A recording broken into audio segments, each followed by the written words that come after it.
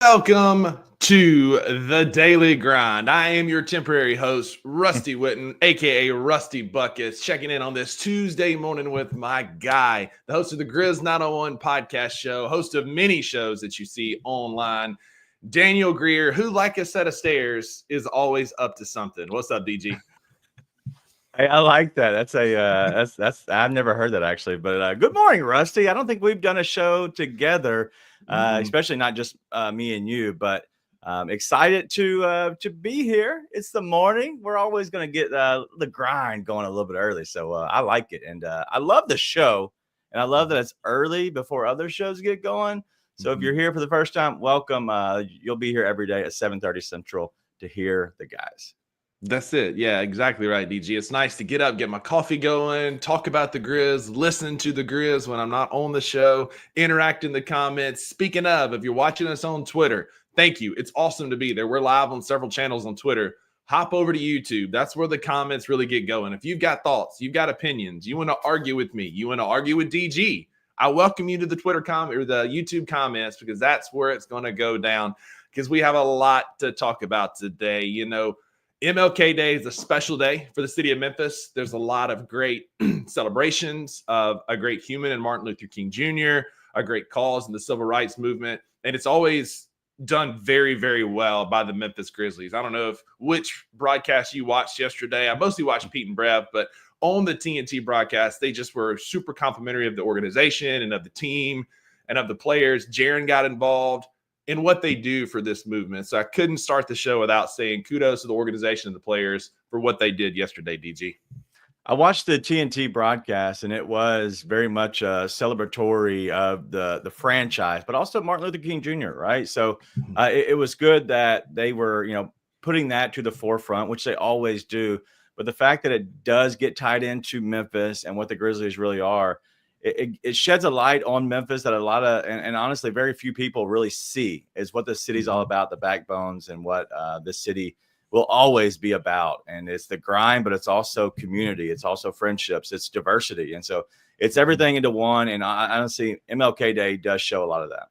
Yeah, for sure. It reflects very highly of our franchise. And then we followed that up with a massive victory yesterday, a 108-106 nail-biting win over the Minnesota Timberwolves. And so just kind of some high-level view, this has been a kind of a heated rivalry of late. There's the Ant as the face of the NBA talk. There's the Ja Morant as the face of the NBA talk.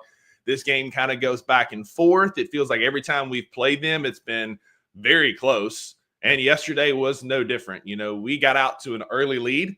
And then thanks to some boneheaded coaching decisions that we'll get into here in a few minutes, all that momentum was quelched early in the first quarter, only for Minnesota to build a massive lead. But at the end of the game, all that matters is Beale Street Blue came out on top with the 2-point win. Any high-level first thoughts about the game yesterday?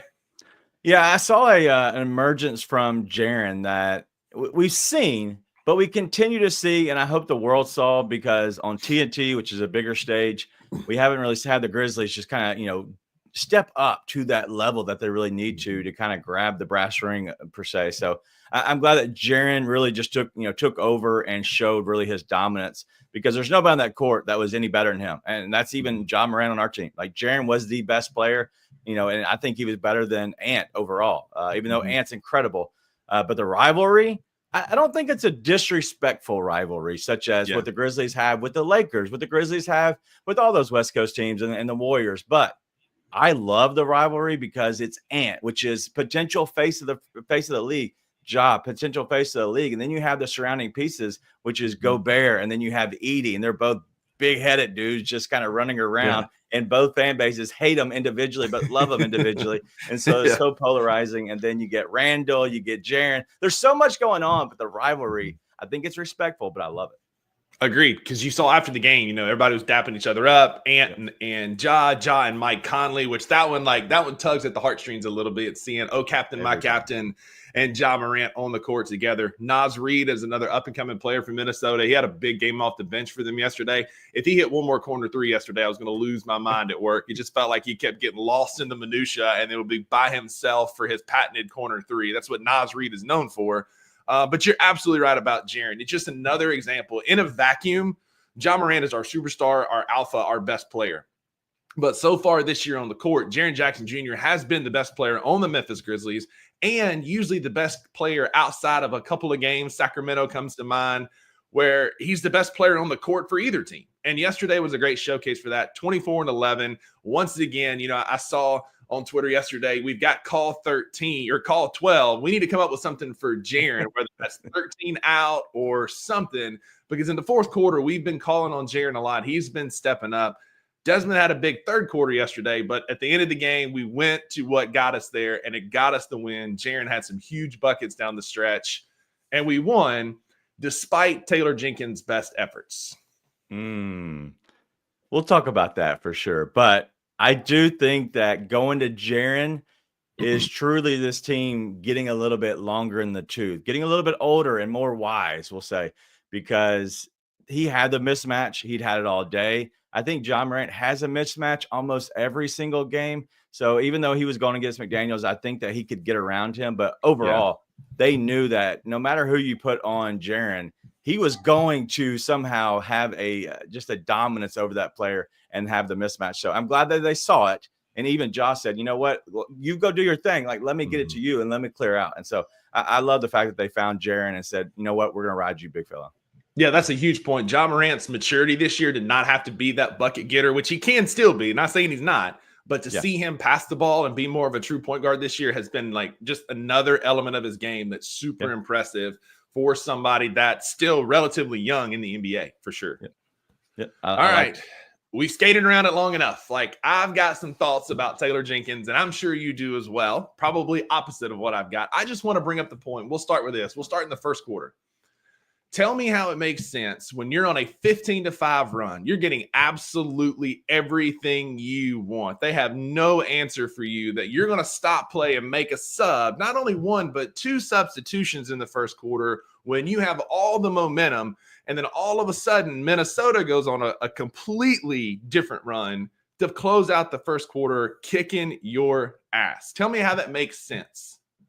So I just looked at my book and I was trying to see, hey, how to coach. And I just looked in here and it says, hey, trust your guys on the court. And I don't know if I need to turn to page 2 that says you're not allowed to sub, but like, I don't get it. Like, Rusty, like, I know everybody's against it, but my God, like, how can we, like, if we have guys on the court, they're supposed to be NBA players. We're not allowed to sub. Like, I get everybody's like, hey, we subbed so many guys before they made one sub. I get it, but this is a different type of offense. It's the fastest offense in the league. It's the run and gun. And so is Taylor Jenkins not allowed to sub? No. Like, if you read it further down on that page 1 of coaching, trusting your guys on the court, the last part of that is on the court. I'm not saying he can't make substitutions, but we had made 11 first quarter substitutions to Minnesota's 4. We made 23 first half substitutions to Minnesota's 7, and they were absolutely whipping us at halftime. Our shooting splits were very similar. We had an awful shot. Like, Drew's in the comments already. Drew, thanks for being here. Craig, thanks for being here. Again, if you're on Twitter, hop over to YouTube, hop in the comments, tell me where I'm wrong. You know, everybody reserves the right to be wrong. Drew and everybody's just exercising theirs this morning. But our shooting splits were very similar. Like, we were shooting about 32. They were shooting about 34% from the field. We were shooting 18%. They were shooting 21% from 3. But it felt like their guys, like their dudes, were on the court much more than ours in the first quarter, including, I don't know how you can defend a guy who thinks it's a great basketball strategy to run out Jake LaRavia to guard Anthony Edwards. Like, make it make sense, DG. Yeah, so if you look at the numbers, like so this is all halftime stuff. Jay McDaniels had the 20 minutes in the first half, which is incredible, stupid, but incredible, because that's way too many minutes overall in a first half. But Julius Randle, he played 17 minutes. I wish he'd have played 20 because he sucks. But Anthony Edwards, 19, Mike Conley, 14, Naz Reid, 15, Rudy Gobert, only 11, right? So then if you look at our guys, Jaren Jackson Jr., 9 minutes and 40 seconds. That's the only thing that's alarming to me. He did have foul trouble. He had 3 fouls. I'll concede that. Okay. But the rest of the guys, Zach Edey matched up directly with 12 and a half minutes of Rudy Gobert, right? So it's a wash. But then you do have the 17 minutes for Desmond Bane, 17 minutes for Julius Randle. You had 14 minutes for Ja Morant. So let's give him 15 because they had 14:54 overall. And then Anthony Edwards had 19. So there's a difference of, let's say, 3 or 4 minutes between Ant and Ja. But the rest of the guys were pretty much the same. Naz Reid had 15, but other guys had 11 and 20. I'm sorry, 11 and 15 on our side, which is the bench side. But that's because Jaren was in foul trouble and other guys, honestly had to step up. With all that being said, all the stupid numbers I spit out, my thing is nobody on the bench really played good overall. And that's where it comes down to is they don't have very much of a bench. And so I don't think that they have a choice as a coach. I hate 12 guys on a rotation. I hate 11 guys in a rotation, but the OKC Thunder are doing it. The Warriors, who are championship level, championship pedigree, are doing it. Not this year. I get that. And that's why I hate bringing them into the discussion. But OKC's doing it. So my thing is this the new regular season way of doing things to save your guys some minutes? Or is it because we're just so Memphis Grizzlies focused, we're examining it way too much because they're losing at times or whatever? So what say you on that? Do you think it's more of what is up and coming for the future? Not necessarily, because there's only a handful of teams that are doing that. Yes, Oklahoma City is a great example of that because they're the best team in the NBA right now. But you look at Boston, you look at Cleveland, you look at Indiana, you look at some of these teams that are playing really good basketball right now, and they're not. Houston has a very shrunken rotation, and they don't play more than 9, 10 guys. And even then, they're only playing like 6 guys over 25 minutes. It's the same with Boston, the same with Cleveland, these teams that are winning at a high level. Oklahoma City and Memphis are different. I think the biggest thing, you're probably right. I am obsessed with the Memphis Grizzlies. I told my partner Maggie yesterday, it's like, I'm so sorry for the way that I am for how much I talk about these Memphis Grizzlies.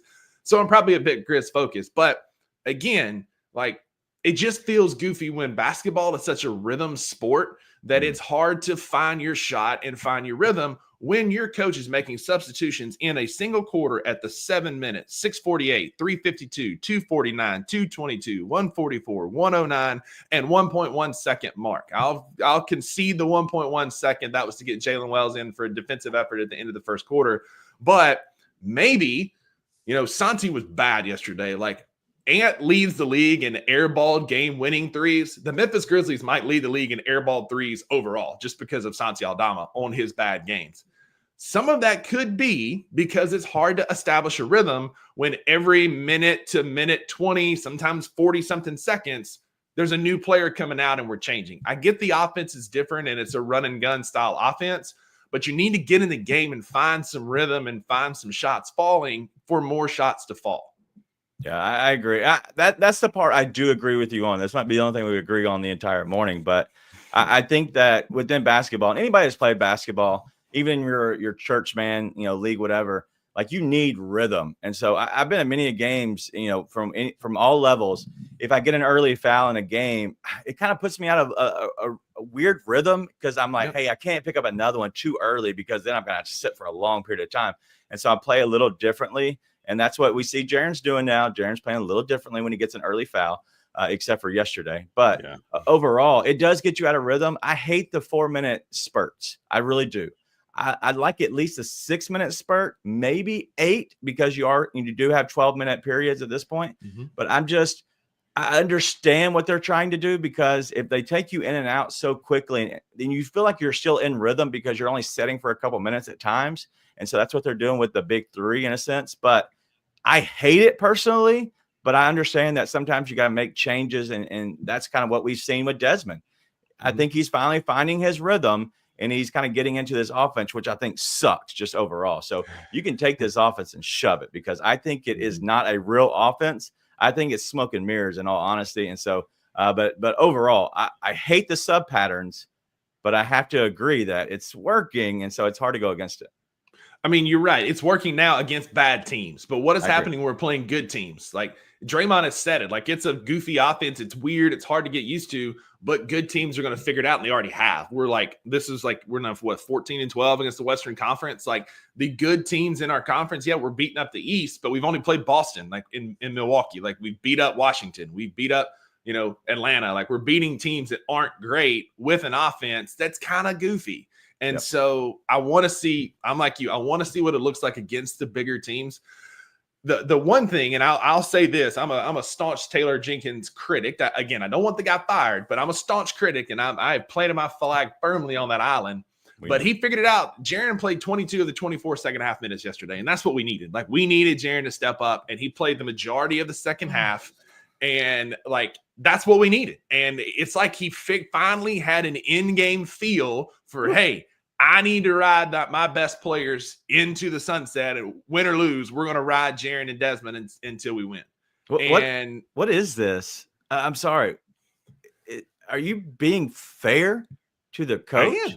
I am. My heart is doing weird things. I'm not sure if it's in love or what, but like it's beating very fast. And so listen, like maybe this is the right thing. I can appreciate when he does right. I can. But I still think he's a great developmental coach that's not going to get us over the hump. Like, he got lucky yesterday playing Jaren because Jaren was playing great and let him just go with 3 fouls. But I still have my confidence is shaky at best in one Taylor Jenkins, Bobby Hill looking mug. I love it. But I do want to bring up what Drew's saying here in the comments. Good point.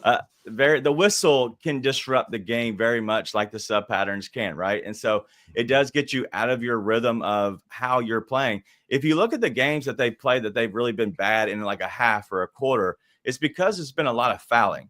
And so I'm curious how that plays out, because when I always say it's half court basketball, that when it muddies up a little bit, and a lot of that will be in the playoffs, do we get something similar where the game slows down, where you can't run up and down the court 5 or 6 possessions, where they really can do the tsunami effect, very similar to the Warriors, where you get hit with a tsunami just because they're playing so fast. They hit a few open threes, and at that point, you're just like, God bless, give me a timeout because you're wearing on us, and I can't keep up. Like, it's just everything's going so fast. And so I'm curious how the playoffs look, if that's something that we end up seeing, where there is like a ref whistle taking over the game and slowing it down and gets us out of our rhythm. And that's where a guy like Zach Edey, if we can finally use him appropriately, can help if the game slows down to a half-court offense. And I don't want to hurt anybody's feelings, but we had 22 fouls. Minnesota had 26. They shot 27. We shot 34 free throws yesterday. I mean, it was a weird whistle. Yes, it disrupted it. But as the game went on, it ended up more in our favor. So any last thoughts about the game yesterday before we make a transition to see if we can help these Memphis Grizzlies?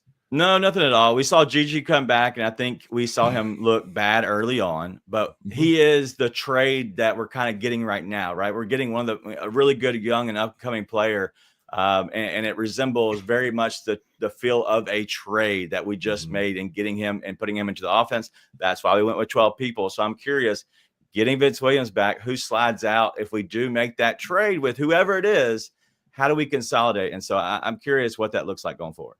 Agreed. I don't want to see Jake LaRavia getting cardio anymore, playing those LA Fitness minutes where he's just running up and down the court, getting his steps in. I'd rather those minutes go to Gigi. I understand why they didn't yesterday. I was frustrated, but I understand.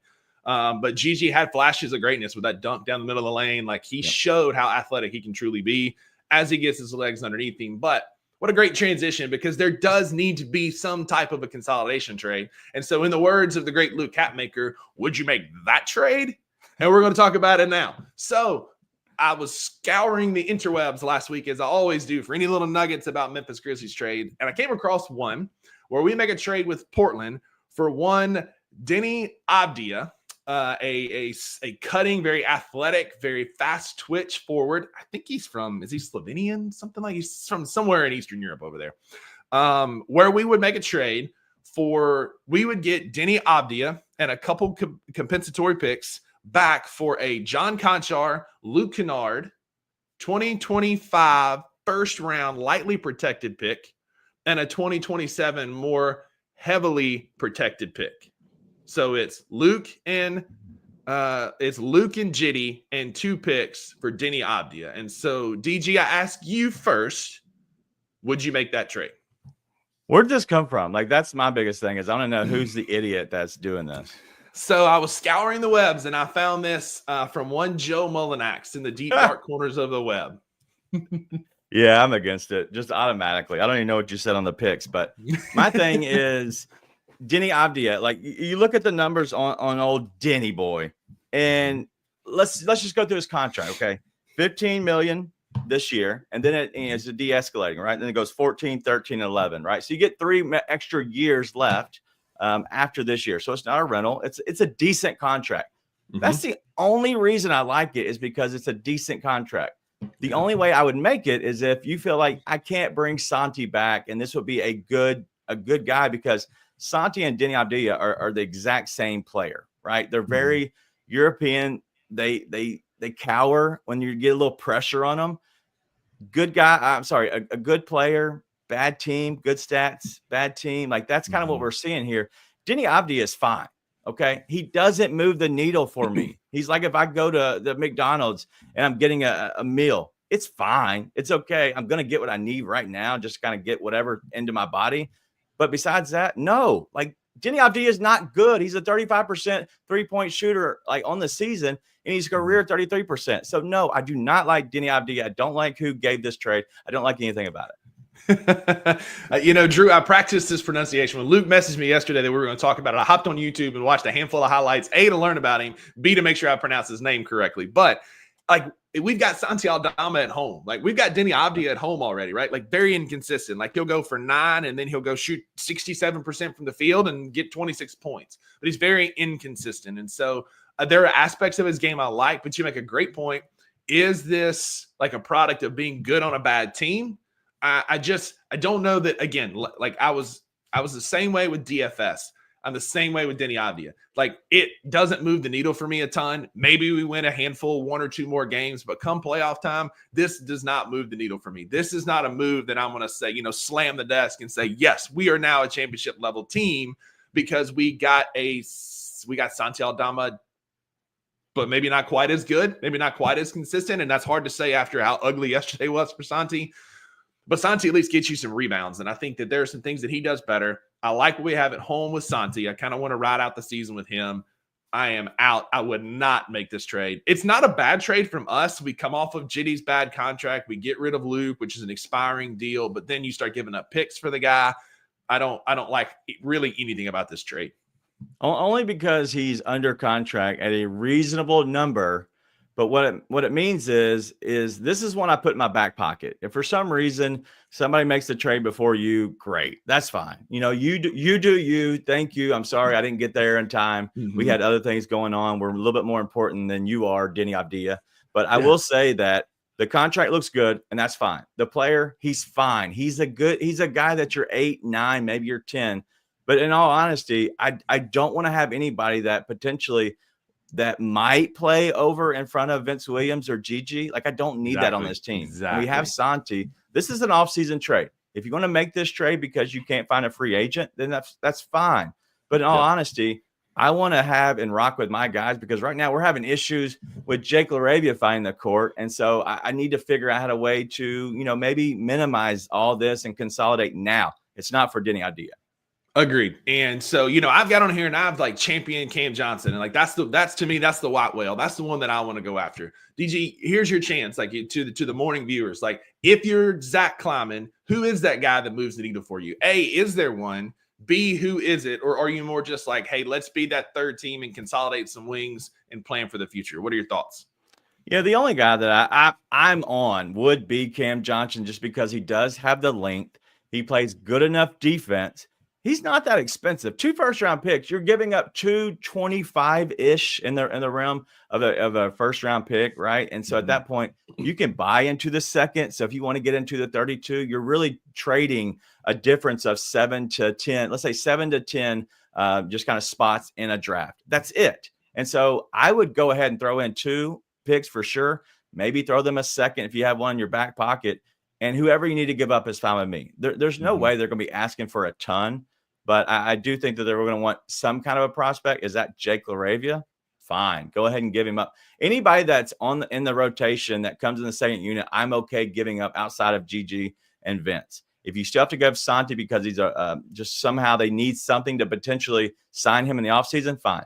But Cam Johnson, I still like, I know you're very much on this, but in Utah, you have John Collins and Colin Sexton. I'm okay with that because it fixes our needs. And so I'm good on all of that. My issue is does anybody move the needle? Cam Johnson's probably the only one. Now, if you get a duo of Colin Sexton and John Collins, that moves the needle because that actually gets you off of a guy, not get you off, but pushes down the rotation Scottie Pippen Jr., who still needs time. He's still a young kid, and he still makes stupid mistakes. He does. I've never seen somebody get so far under the basket before they start looking for a pass as Scottie Pippen Jr. does. And so, yeah, like Cam Johnson, John Collins Sexton, as my co-host of the 2 Buck Sports Show likes to say, would be the 2 needle movers to me. Would you move BC? Is he a guy that you would move for a Cam Johnson? Yeah, BC's overrated. Personally, I think he's the guy that does some good things, whatever, but the only way I'm moving BC is if I'm getting a guy like John Collins, because Cam Johnson doesn't feel that need, and you're losing Santi potentially in the offseason. So I'm thinking this season and going forward, BC's on a fine contract. BC's been playing decent, but he's an undersized big. He does good things sometimes. He's coming off of an injury. I think he's going to continue to get better. But if I need to move BC, I got to know that I'm getting a big coming back, which should actually help you, because if you go get a big, I got to think that they're going to actually fill in with your roster as you currently have it. Yeah, exactly. So I like BC. A lot of that's nostalgia. Like part of that is just like, I love what he's done for us, and I'd hate to see him go. But if it nets me John Collins, who is a more athletic BC with a jump shot, I would strongly consider that trade. Because we're smart. That's it. Like we go facts over feelings. We're smart. Yep. Like I appreciate what BC's done, but if I can upgrade that position, done. Check mark. So, but DG, on Tuesdays, I know you're new around here in the mornings. On Tuesdays, we have a segment called Tubing Tuesdays, where we talk about what we're watching, because there are more things on TV than sports. There are more things going on than just Grizzlies basketball. So I'll be happy to go first, talk about what I'm watching. I've been talking about it for a few weeks now. If you're on Apple TV, you've got to watch Silo. It's based on this book series. It's really good. It's this idea of this future dystopian society where the world has ended and they're living in these silos. They're living in a silo underground, and there's levels to it. There's different jobs. It's a really cool concept, and it's very entertaining. It's got a great cast. They've done a really good job of adapting the book.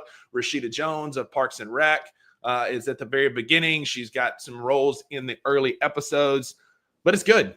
This weekend, I'm going to watch, there's a new series on Netflix. I'm a huge history nerd, so I'm planning to watch this series called Primeval America, and it's about the settling of the Western frontier when the Mormons and the Native Americans were clashing and having border wars. I know, like, I get it. But for me, it was the number 2 trending show on Netflix, so it's got some hype behind it. As a history nerd, it's a can't miss for me. I'll be watching that this weekend. What about you? What you watching on TV right now? Yeah, so about the Silo thing, I started it, and I think I got through a little bit of the first episode, and then we moved on to something else. I haven't went back and watched it, but I do like the concept. There's a show out there that's very similar to Silo, where they live, everything on Earth is scorched. And I want to say, yeah, it's definitely an episodic, it's a show. I can't remember the name of it. I was just looking through, but it's something very similar to Silo. And so I'm curious what it actually is. I cannot remember the name of it, but I do like that one as well. I watched all of that, but that was like a year ago, right before Silo came out. Right now, we're actually like looking for something to watch. We tried Severance. I don't know how your thoughts on Severance. I can't get into it. It's too slow.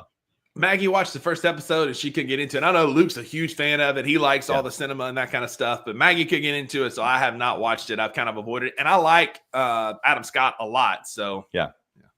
And then my wife just binged what is it? The Landman.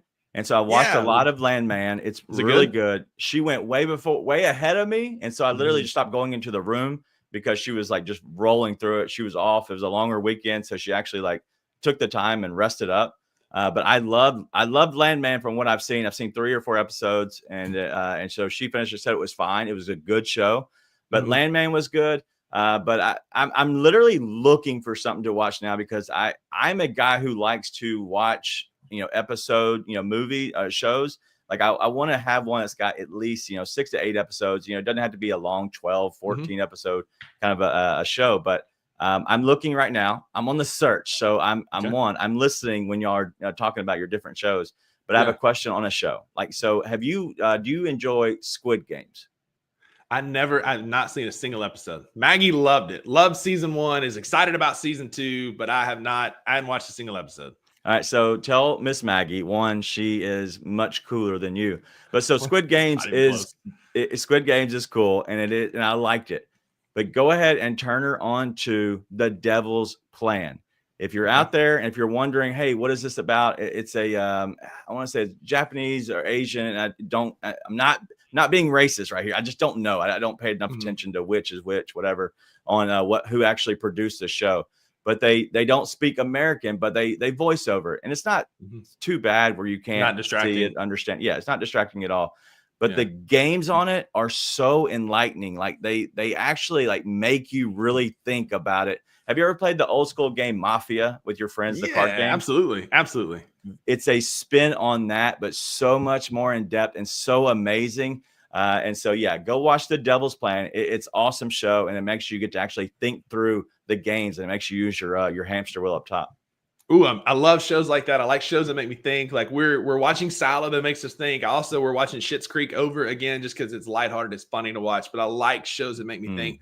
One recommendation, if you hadn't seen it, that makes you think, that's a little bit of a throwback. It's kind of like Jason Momoa really coming onto the scene, is on Netflix, called Frontier. I don't know if you've seen that or not, but it's this story. And again, get past the nerdiness. It's about the Hudson Bay Trading Company and like fighting over the rights to trade fur in the new world in America in the late 1600s. Jason Momoa is the most incredible dark hero in that show.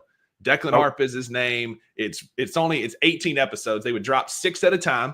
And each time they would drop one, I would binge all 6. I'm like, I want to spread them out, right? Because we get them like a year and a half in between. I'd watch all 6 on that Sunday. I just couldn't quit. Like, it's a compelling storyline. It makes you think. There's a lot of like ins and outs, but check out Frontier on Netflix if you haven't yet. One of my all-time favorite series on Netflix. So yeah, I'm gonna check it out. That's good recommendation. Astronomo says F is for Family was so good. I never heard of that. I hadn't either. I have to look it up. But around here, we appreciate our family that hops in the comments with us every morning. DG, thank you for joining us this morning. Thanks for being here, man. I appreciate your insight, however wrong you are about our head coach. And I appreciate your insight on the trade, man. Thanks for being here. You can catch DG. Tell them where all they can find you, man. Your shows, Twitter, tell them everything. Yeah, so you can find me. I'm at Daniel Greer, just my name, but mainly after every weekday Memphis Grizzlies game, as soon as the buzzer sounds, we're going live with Grizz 901, your favorite Memphis Grizzlies post-game show, and it's not even close. Not close, man. Thank you for being here again. I know you don't need any introductions. Everybody knows who DG is, but thanks for hopping on here with me this morning. Guys, we'll be back tomorrow morning, 7:30. I think today is Tuesday. The 2 Buck Sports Show, it happens at noon live today. Check us out. You know, Uncle Buck and I will be very civil talking about Taylor Jenkins in the game yesterday. We got some other thoughts for you, so please hop in the comments. 12 o'clock noon. In the meantime, be a friend to somebody who needs a friend, and we'll see y'all next time. Thanks for being here, boys.